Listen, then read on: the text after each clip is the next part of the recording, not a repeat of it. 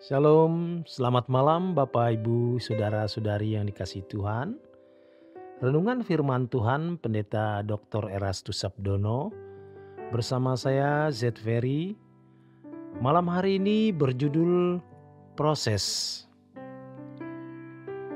Satu hal yang harus kita mengerti bahwa memahami kebenaran itu tidak bisa dalam waktu singkat. Tidak bisa dipadatkan. Karena kebenaran yang kita pahami itu bertahap. Ini paralel dengan ilmu pengetahuan yang lain seperti matematika, bahasa, dan berbagai bidang ilmu pengetahuan lainnya. Maka proses merupakan prinsip penting di dalam kehidupan. Yesus sendiri, seperti yang kita baca dalam Alkitab, mengalami proses. Dalam Lukas 2 ayat 52 tertulis, "Dan Yesus makin bertambah besar dan bertambah hikmatnya dan besarnya, dan makin dikasihi oleh Allah dan manusia." Jadi tidak bisa dalam sekejap. Seseorang itu menjadi dewasa tidak dalam sekejap. Seseorang itu mengenal kebenaran perlu sebuah proses. Di sini dibutuhkan waktu. Tentu waktu tidak bisa kita ciptakan. Itu anugerah, pemberian dari Tuhan. Sebab kita tidak bisa menambah sehasta pun umur kita. Jadi Tuhan yang memberikan waktu. Dari pihak kita, ketekunan. Tekun untuk mendengarkan kebenaran firman Tuhan. Di balik ketekunan tersebut, kita juga harus memiliki kesediaan untuk melepaskan semua hal yang membuat kita tidak fokus akan kebenaran. Terutama kesenangan-kesenangan hidup. Kesenangan-kesenangan yang membuat kita tidak atau kurang menyukai kebenaran. Kalau jujur, semua manusia akan mengakui bahwa banyak kesenangan yang membuat kita jadi kurang atau tidak menyenangi Tuhan atau kerajaannya. Kalau dikatakan kurang atau tidak menyukai Tuhan, mungkin berlebihan, tetapi pada dasarnya begitu. Kurang dan tidak menyukai kebenaran. Banyak orang Kristen yang tidak berpikir mengenai kerajaan surga. Tidak pernah berpikir mengenai langit baru dan bumi yang baru. Tidak pernah berpikir mengenai rumah Bapa.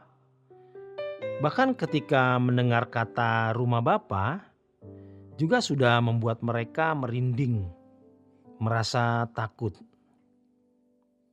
Padahal semestinya justru itu adalah hal yang menyenangkan, karena itu rumah kita. Dunia ini bukan rumah kita. Demikian pula dengan kerajaan surga, banyak orang yang tidak tertarik dengan kerajaan surga.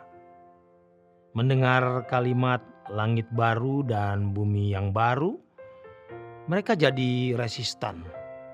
Padahal mestinya tidak. Jika kita tidak tertarik dengan hal itu, sama juga kita tidak mengasihi Tuhan, tidak menghormati Tuhan.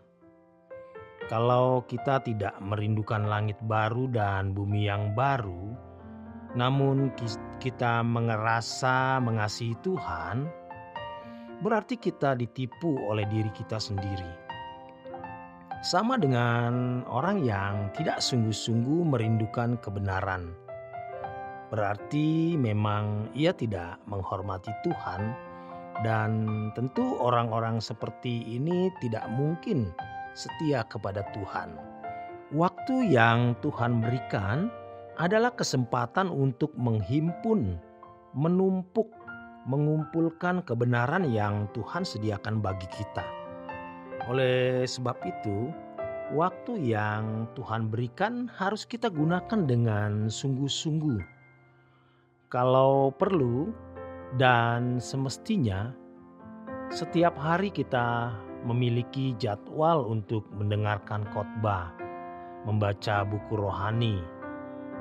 Kita tidak boleh berpikir atau tidak boleh membiasakan diri hanya pada waktu mau atau senang dengar. Itu saja.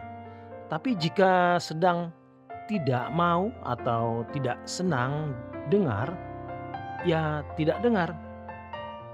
Tidak boleh begitu.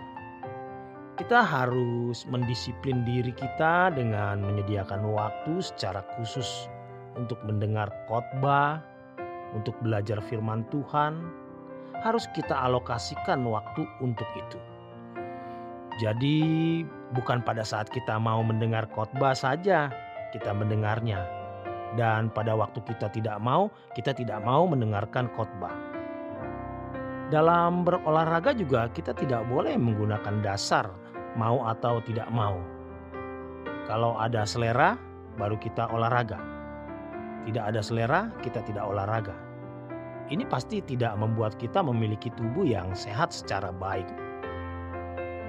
Olahraga juga harus kita alokasikan waktunya. Dan itu dijadwalkan.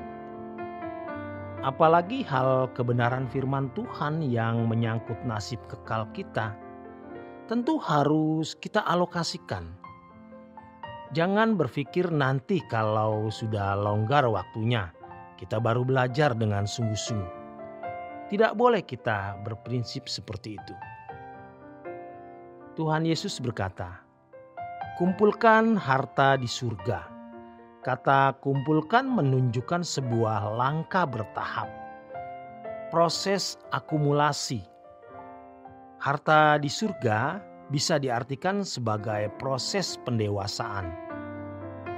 Harta di surga juga berarti proses memahami kebenaran. Perhatikan ayat 21. Setelah Yesus berkata, "Kumpulkan harta di surga," Yesus berkata, "Di mana ada hartamu, di situ hatimu berada." Lalu Tuhan berkata di ayat berikutnya, "Mata adalah pelita tubuh. Kalau matamu baik, baiklah seluruh tubuhmu. Kalau matamu gelap, gelaplah seluruh hidupmu." Mata dalam ayat ini berbicara mengenai pengertian. Pengertian kita tidak bisa dibangun dalam waktu 1 hari. Tidak cukup dalam waktu 1 tahun. Jadi sepanjang umur hidup kita ini adalah proses belajar untuk menyerap kebenaran sebanyak-banyaknya.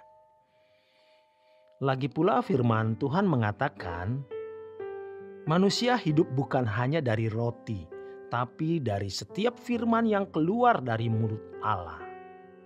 Sebagaimana kita membutuhkan makanan fisik untuk jasmani kita, demikian pula kita membutuhkan firman yang menghidupi kehidupan rohani kita, membentuk karakter kita, membentuk watak kita, dan firman itu yang menguduskan. Sebab kebenaran itu menguduskan. Yohanes 17 ayat 17 mencatat tentang hal ini. Jadi firman ini adalah kebenaran dan firman inilah yang menguduskan hidup kita. Pengudusan ini bukan pengudusan oleh darah Yesus. Dosa-dosa kita disucikan oleh darah Yesus. Akibat perbuatan dosa kita, kita telah selesai oleh darah Yesus. Tetapi kodrat dosa kita dibersihkan, diluruskan, diubahkan oleh kebenaran firman. Dan itu memerlukan proses panjang seumur hidup kita.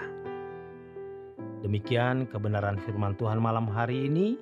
Selamat berjuang, selamat beristirahat, Tuhan memberkati.